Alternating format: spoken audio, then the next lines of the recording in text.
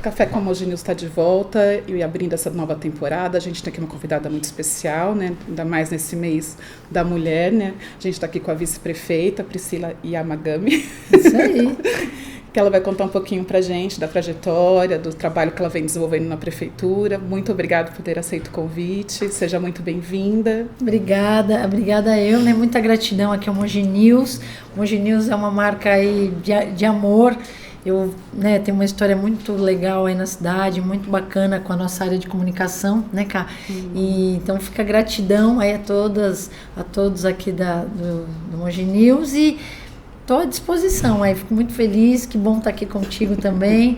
E a gente está aí para trocar, né? Então vamos, né, começar a contar um pouquinho da sua trajetória, né, que é mais ligada à educação, né? Aí fala um pouquinho como é que você vem enveredando para a política, né? E resultado, né, gestora agora, vice-prefeita da cidade. Muito, muito honroso, né? Bom, a história é meio longa, né? A gente não vai entrar em detalhes, são 37 anos de trabalho, então, e 37 anos de carteira assinada. Eu comecei na área de atendimento mesmo, né? Eu comecei com 15 anos, menina. Eu trabalhei no Bradesco, quando ainda menor, era registrado ali já como funcionária mesmo, né? E aí vim trilhando acho que uma trajetória muito focada em comunicação, em atendimento, em pessoas, sem saber, apesar de ser uma apaixonada aí pela causa animal, mas as pessoas sempre me moveram. Então eu começo com 15 anos lá no Bradesco, em Suzano, né? A cidade onde eu morei 30 anos. Depois fui para o Sudameris, aí comecei a fazer faculdade de comunicação, fiz propaganda e marketing. Trabalhei também na área de marketing, indústria, trabalhei em agências de publicidade, que a gente quer conhecer a área, muitos estágios. E um belo dia, em 2003, há 20 anos atrás, fui da indústria farmacêutica, né? Trabalhei muito com área comercial, com marketing, mas um belo dia eu caio numa sala de aula, na Uninove, em 2003, em 2002, há 21 anos, e me apaixonei. A área da educação, o bichinho picou e eu nunca mais saí, né? Então eu fiquei 7 anos na Uninove, foram experiências incríveis, eu tenho amigos, ex-alunos, assim, professores, coordenadores até hoje, que a gente se fala aí, muito legal. E depois eu vim para a Universidade de Brás Cubas, né? Nessa época que eu estava na Uninove, eu morava em São Paulo, só que eu queria voltar para cá. Eu queria muito voltar para a terrinha, voltar para casa, e aí eu consegui uma aula na Brás Cubas com o professor José Maria na época. Fui lá, falei, tô na Uninove, mas tenho vontade de atuar aqui em Mogi. E aí ele me deu uma disciplina que até eu conheci uma querida aqui, a Simone, em 2003. A disciplina era merchandising no ponto de venda, ela vai lembrar. E aí comecei aqui forte, né? Então eu fiquei um tempo bom na Uninove, conciliando com a Brás Cubas. Nessa época eu fui fazer mestrado, até por uma provocação de um aluno, porque eu peguei uma disciplina, logo que eu comecei na Uninove, eu peguei uma disciplina que eu não tinha muito domínio. Sistemas de informação para um curso meio ligado à tecnologia. E eu tomei um abaixo-assinado da galera. Nossa. Cheguei chegando. Só que a classe ficou muito minha amiga, porque ao invés deles levarem para o coordenador, eles trouxeram para mim o pleito de que, olha, você é muito bacana, mas a aula tá muito chata, você lê muito slide.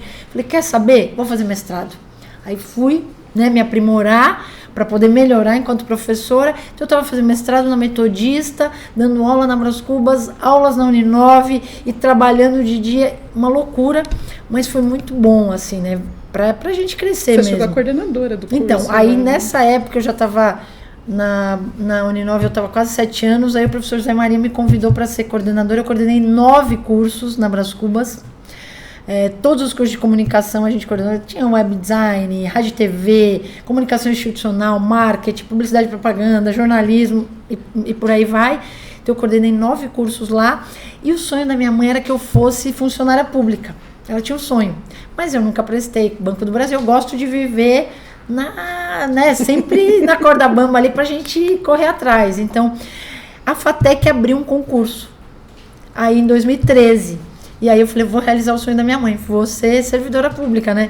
E aí eu prestei para as disciplinas de marketing e empreendedorismo. E eu passei, e aí eu virei uma servidora pública na FATEC em 2013. Então eu fiquei FATEC e Brás Cubas. Eu tinha muitas horas nas duas. E aí eu comecei a coordenar o curso de RH na FATEC também. E aquela Avenida Cívica era meu caminho maluco ali, né? Nossa. Até que eu comecei a coordenar pedagogia na Brás Cubas, aí os cursos de comunicação eles estavam numa fase de reestruturação e tal, que vocês sabem bem, o fim do diploma de jornalismo, toda aquela fase. Aí eu saí da Brás Cubas, saí chorando, 16 anos, assim, meu coração estava ali, né? Porque muitos amigos, muitos alunos, uma história incrível, mas eu sabia que eu ia voltar ali em algum outro formato. E aí fiquei só na FATEC, aí eu já estava em tempo integral e tal, fiquei bastante, 4 anos e meio eu coordenei curso, mas continuei. E recebi um convite da gestão anterior para coordenar a escola de governo, que é a Escola dos Servidores Públicos Municipais. Eu não conhecia. Mas eu falei, caramba, a professora de empreendedorismo vai falar de empreendedorismo no serviço público? É exatamente o que você falou aqui no começo. É o intraempreendedorismo. Não é só o externo. Não é só externo, exatamente. Não é só negócio, trazer ideias, empreender na própria vida. Para o setor público. Exatamente. E aí você dá uma oxigenada também no setor público. Era um pouco disruptivo para a época lá, mas... né, a gente fez um trabalho muito legal, principalmente de autoconhecimento, né, para você descobrir o que realmente você gosta de fazer, se está na área que tem a ver, você pode criar projetos, foi incrível. E eu me apaixonei pelo serviço público, assim, municipal. E aí, nessa época, eu estava fazendo uma formação... Eu ia falar, quando você falou que começou, realizei o sonho da minha mãe. Eu falei, fui picada por esse bichinho também. Esse bichinho também, até porque o servidor público, ele é muito incrível, né?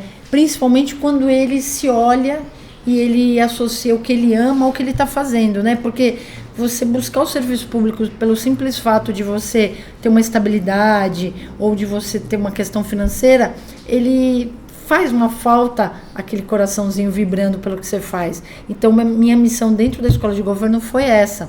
Foi de trabalhar essa missão mesmo, o propósito do servidor público. Meio que é uma... não sei se cultural, mas assim, é uma... É bem cultural mesmo, viu, Cá?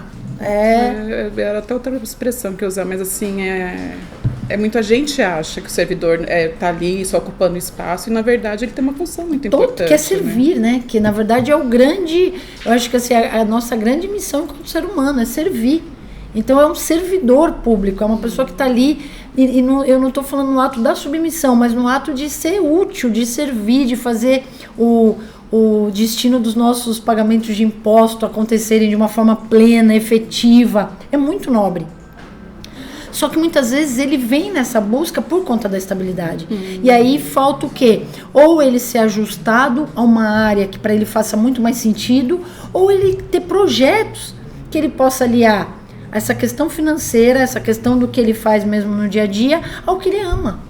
Porque é muito importante a gente fazer o que a gente ama.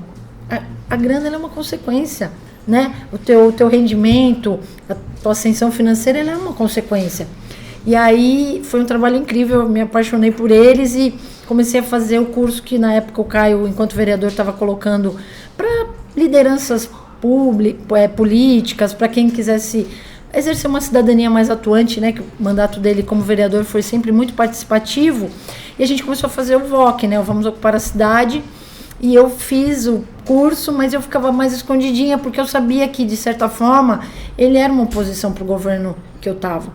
Até que um dia eu saí numa foto, aí saí num vídeo, e eu fui exonerada por conta disso, né, isso foi no Dia dos Professores até.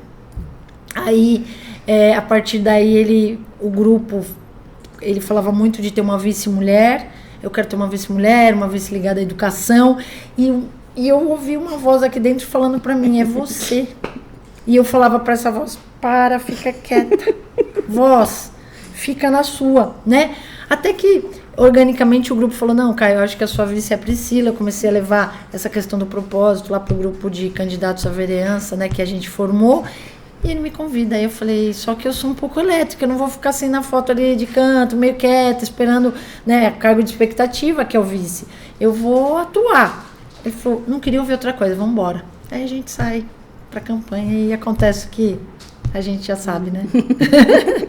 E como que você avalia a gestão, né? Uma mulher, ela tem um olhar diferente sobre a gestão pública, você encarou que aí algum tipo de preconceito por estar num cargo aí mais elevado? Pois é, menina. O primeiro preconceito que eu sofri enquanto candidata foi de um grupo de mulheres. olha que coisa interessante, né? E triste também, porque na época que todo esse movimento estava acontecendo, criou-se um grupo de mulheres, até a Ju vai lembrar, e me convidaram para participar desse grupo. Eram candidatas a vereadoras, candidatas a prefeitos, candidatas em geral. E eu entrei no grupo, até agradeci, nossa, gente, obrigado, que legal a gente se acolher aqui. E eu já ouvi assim de primeira, você não é bem-vinda aqui.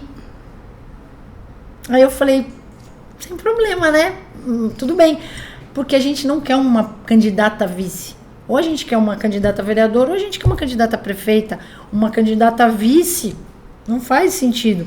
E eu falei, eu nunca fui da política, eu preciso aprender, né? Eu preciso, a responsabilidade com a cidade, eu não posso já me candidatar. Nem a vereadora eu achava que ainda era o momento. E eu falei, não, eu preciso estar com alguém que tenha experiência mas eu quero estar junto, eu quero ter um olhar ali complementar e tal. E aí elas falaram, então, mas vice-prefeita, para nós faltou coragem aí. Sororidade da página 2, né? Não vi. Nenhuma. Aí eu falei, bom, mesmo assim eu agradeço e saio do grupo. E saí do grupo, e aí na época as meninas do grupo, as candidatas a vereador, nossa, elas ficaram assim, Priscila, que coisa chata, nossa, desculpa a gente ter te convidado. Eu falei, não tem problema. Então você vê que às vezes o preconceito, ele vem da própria mulher, né? Porque não deram nem chance de eu me explicar o porquê que eu tinha escolhido ser candidata a vice-prefeita e tal. E aí você vê que é aquela coisa que a gente fala estrutural, muitas vezes, e foi muito legal que eu fiz uma formação agora pelo RAPS, que às vezes a gente sofre preconceito e a gente não sabe. Num olhar, numa fala, numa ignorada, sabe? Então a gente também vai criando aprendendo a olhar e perceber isso. E muitas vezes a gente é muito amorosa, a gente é mais afetuosa, né? Então a gente entende e você vai se dando conta que não é tão simples assim, sabe? E é um meio muito masculino, sim, né? Em que a gente que fala bastante, a gente precisa de mais objetividade, assertividade, isso também afeta muito as questões de preconceito e tal. Então a gente sofre, muitas vezes procura relevar, por isso que eu falo da respiração, da meditação, ter inteligência emocional e seguir. Mas é um meio difícil, mas o caso para mim emblemático, assim, que me marcou, foi esse grupo aí de mulheres de preconceito, né? Muito triste. Esse olhar diferente que você traz para a gestão, como é que você vê? Eu gosto, sabe? Eu acho que não é porque é gestão pública, não é porque a gente está falando de um serviço público, né? Que tem as suas diferenças em relação ao setor privado, né?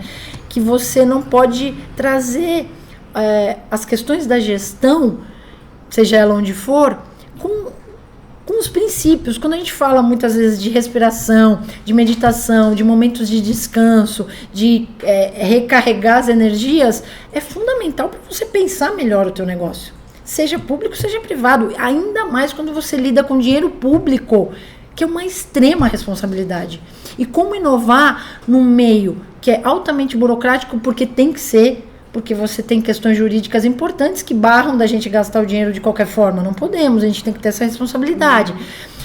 O tempo, abre licitação, abre para recurso, abre para não sei o quê, e você querendo fazer, querendo entregar, e esse tempo que é muito diferente do tempo da privada, né, da iniciativa privada. Por mais que você passe por diretorias, né, por outras coisas, o negócio anda, né? Então é porque o resultado, né, o foco. Então a gente precisa, eu vejo que tem uma necessidade de trazer inovação, até para essas questões jurídicas mesmo da área pública, para que a gente possa acelerar. Porque senão você passa um mandato, não, preciso de 2 mandatos, preciso de não sei quantos mandatos para fazer. Não, as pessoas, elas não esperam. A gente que é da educação, a gente sabe que cada semestre aquela criança já perdeu aquela chance.